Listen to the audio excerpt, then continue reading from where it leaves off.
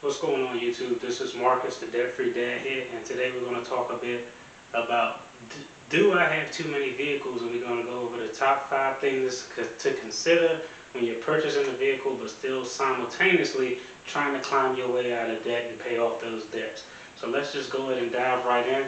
The number 5 thing to consider is, again, setting an expectation.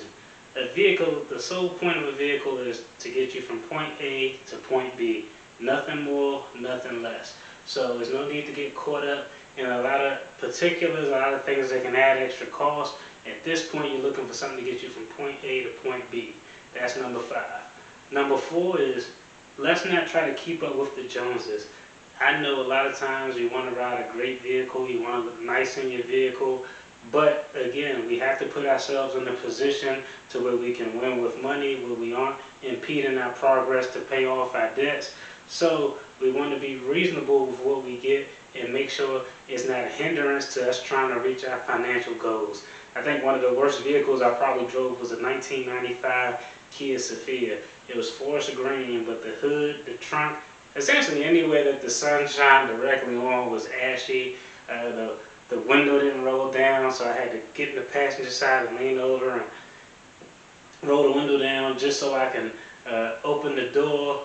I mean, it was just a mess. The door didn't open from the outside, so I'm inside trying to open the door. I mean, the vehicle was a mess. The check engine light was always on. I couldn't solve it. The mechanic couldn't solve it. I'm surprised it passed inspection, but drove that car around for a long time. Put a lot of miles on that car. It made it from North Carolina to DC, from North Carolina to deep South Carolina. So, I mean, hey, that was the car we started in. Where you start, again, as in life, isn't necessarily where you're going to finish. So at some point, you'll be able to move up, get a little bit better vehicle each time. But again, we don't want to keep up with the Joneses, the neighbors.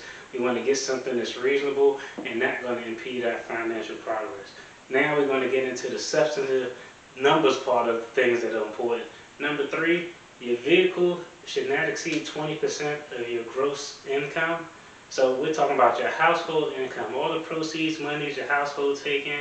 Your vehicle shouldn't cost more than 20%.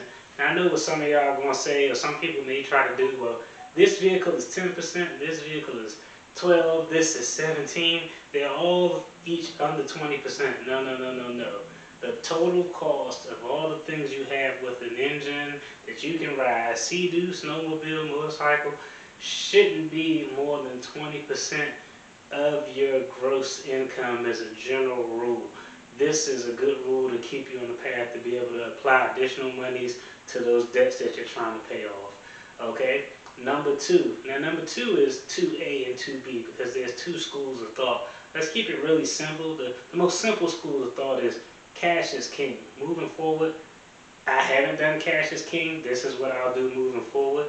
If you can pay for it cash, pay for it cash. That's the best way to go. Not to have any payments, to keep money freed up so you can attack your debt or save and invest or whatever you want to do with those extra funds. But 2A, cash is king. Now 2B is if you're in a little bit different scenario. So let's take a look at these separate scenarios. If I'm an individual who has a lot of credit card debt, medical bills, mortgage, student loans, I mean, I just have so much going on where it's really hard for me to kind of keep afloat, find money at the end of the month inside of my budget. I'm going to definitely be a cash is king person, get the type of vehicle I can afford. Now, scenario number 2 is, hey, you may not be able to do it with cash, or you can circumvent the cash if you're only carrying a mortgage and a student loan and you don't have any high interest debt like credit cards, department store cards, those type of things.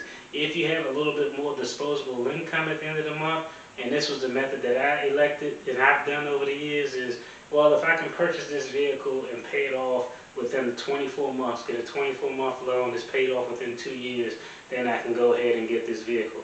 Still complying with all the other rules, so still less than 20% of my gross income. I just had a 2-year period to pay it off because I had a little bit more disposable income. However, moving forward, I'm operating under the cash-only Dave Ramsey method, but those are 2 schools of thoughts you can do. One, if you're really burdened by high interest debt, you want to operate in cash. If you're only carrying maybe a student loan or mortgage, interest rates 3 or lower, then you may be able to consider something that you can pay off within a 24-month period, but never impede yourself from making progress on your debts. And the number one thing is get a used vehicle. New vehicles lose 60% of their value within the first 4 years. The average new car payment is $550 a month. Hell, the average used car payment is $385 a month. So you want to make sure you can set yourself up to win. Used cars offer a little bit more flexibility and competition out there in the marketplace to purchase. You can purchase from an individual, you can purchase from a dealership, you can purchase from an auction, so you have a little bit more options. Just make sure you do your due diligence prior to purchasing the vehicle. But used cars is definitely the way to go. Now we're going to turn around to the board, take a look at how I approach vehicles. We'll look at the type of vehicles I have, the years I purchased them, the cost, what percentage of my income it was. So let's go and turn around and jump into it. One to snap pictured is my 2003 Chevy Tahoe. That's the first one on the board. I purchased it in 2012. It was $10,000. It was for a 4-year period at 3%. So this was back when I was being a little reckless. So over that 4-year period before I paid it off, I paid about $3,000 in interest.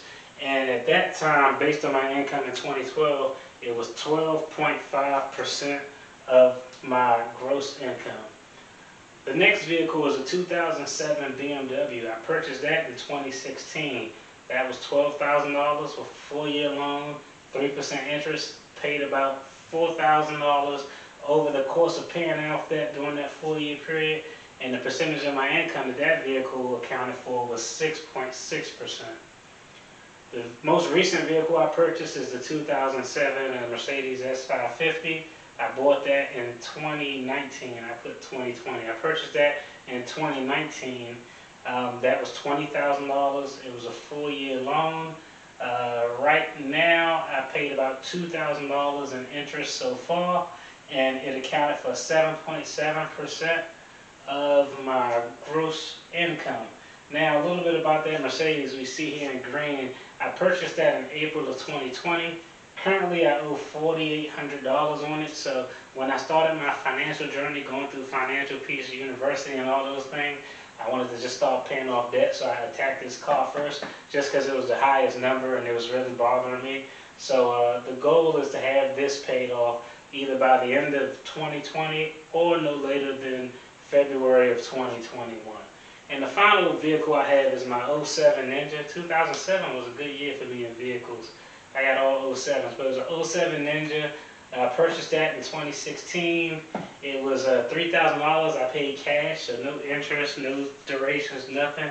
And at the time, it was 1.5% of my income. So if we look at that 2016 year when I purchased the BMW and the Ninja, the total is still under 20% of what my gross income was at the time.